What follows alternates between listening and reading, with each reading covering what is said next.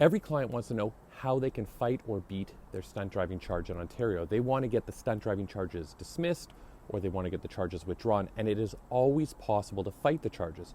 But the misconception that people have is about how to fight these charges. It is generally not fought in the way that we envision from TV shows or movies. The court process is very specific and takes place in a very short period of time. It has to be handled correctly in order to avoid that 1 to 3 year suspension that comes with a stunt charge.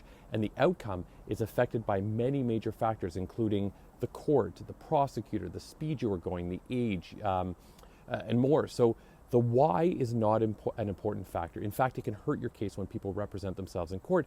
They often hurt their case without even knowing they're doing this. And no, it's not an attempt to convince you to hire a stunt driving lawyer. These are just factual observations made while I've been watching thousands of cases with individuals who are representing themselves in court.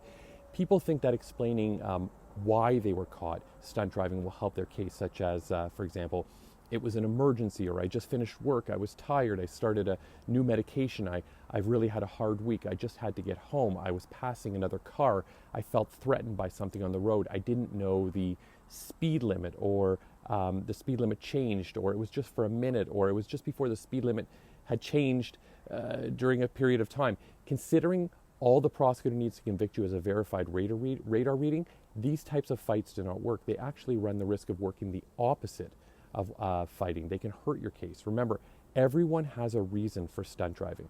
The prosecutors heard it all, and it doesn't, and they don't need much to convict you of the charge. So speak the legal language of the prosecutor. When you are fighting or about to fight, you should always know your opponent. Otherwise, you're already at a disadvantage. Some prosecutors, they're really tough. Some not as tough. But some prosecutors, for example, want to hear a very specific fact, and others want a more generalized discussion. Some prosecutors have a really high caseload and want to do this quickly, and some have more time and want to discuss the case in more details. Again, this is not a video to get you to hire a legal professional, but there is a reason to hire someone with a ton of experience.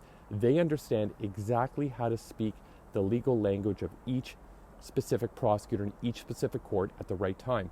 This is a smart way to fight your charge. Fighting does not mean you have to get aggressive.